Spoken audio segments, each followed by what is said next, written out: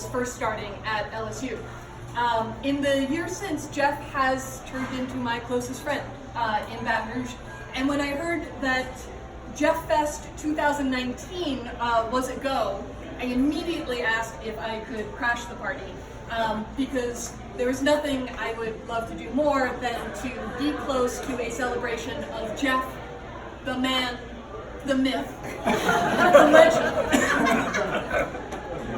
And it's really exciting for me to get to hear so many of Jeff's colleagues and former students talk about the incredibly fascinating work that you all do, and work that is in many ways made possible in one way or the other by Jeff. And though I can't say I've had the pleasure and the honor of being Jeff's student, I have learned quite a bit from him anyway.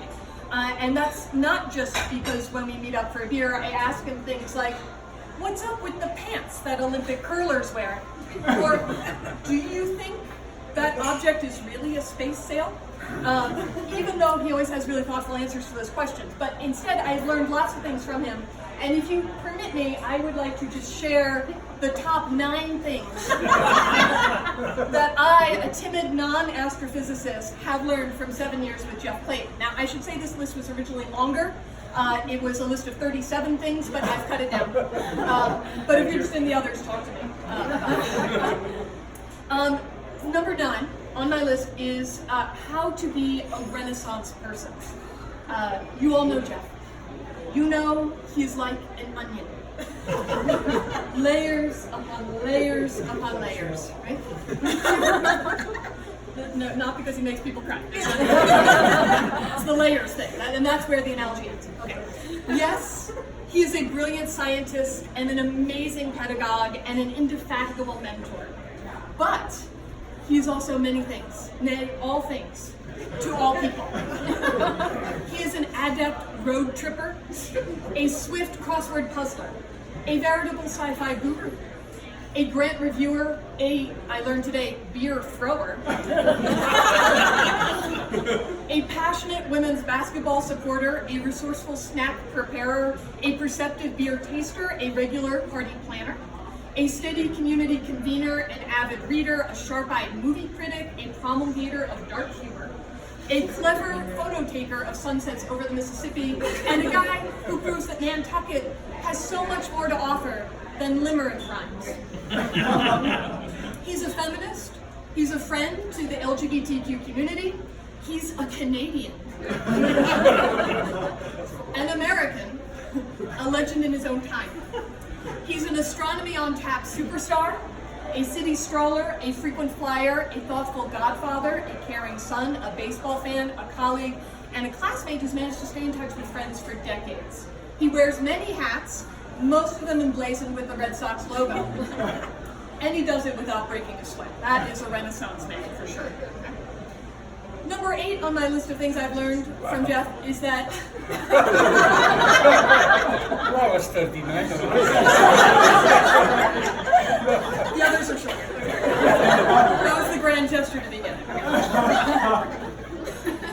Presence is a gift.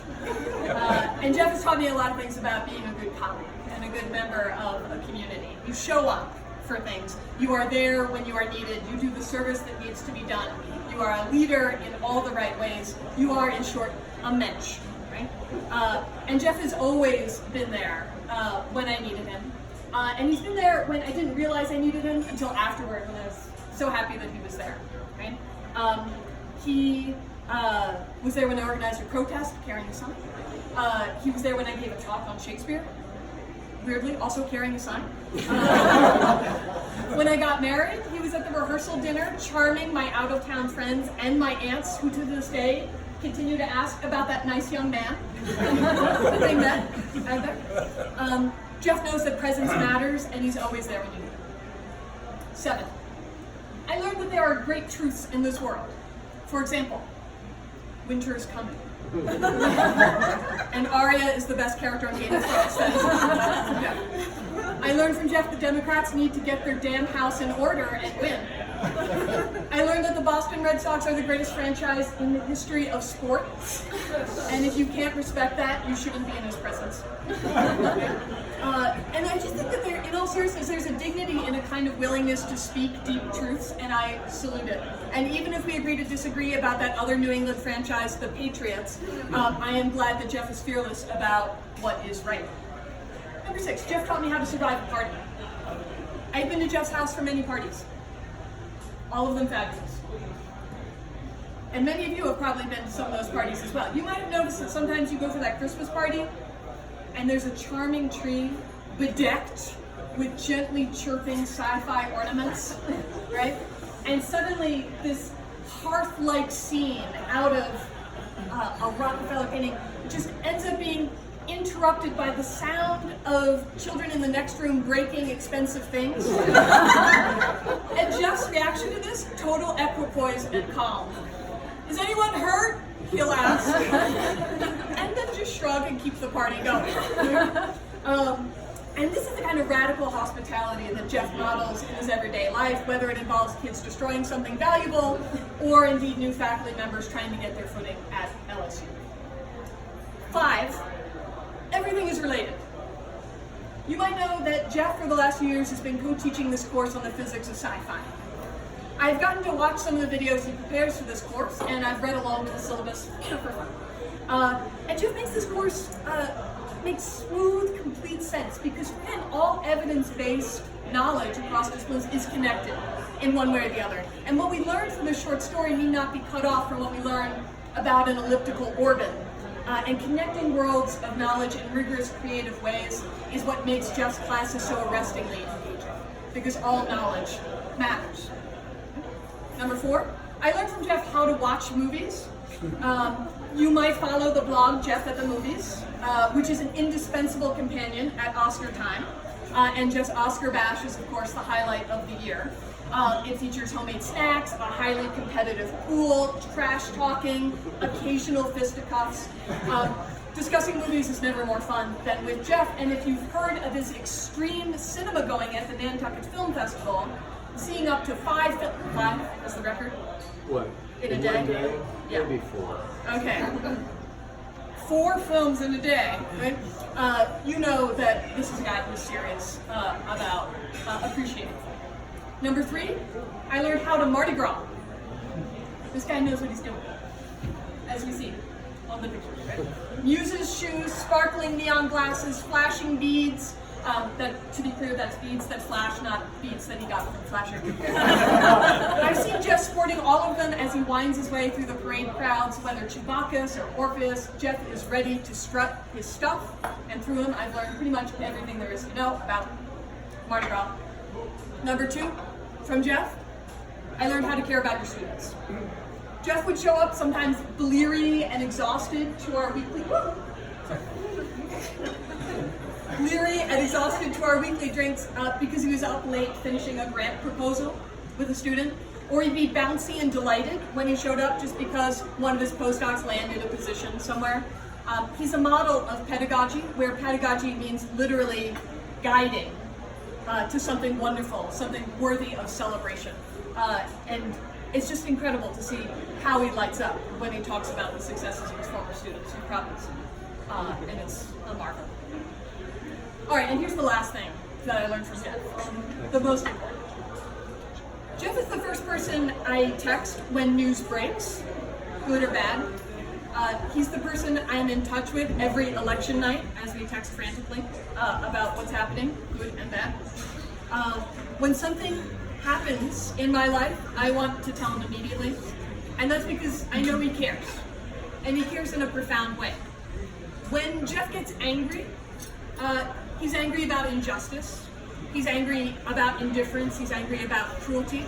And when I've needed someone to affirm that there is dignity and grace and kindness in the world, whatever the future of that world might be, Jeff steps into that space.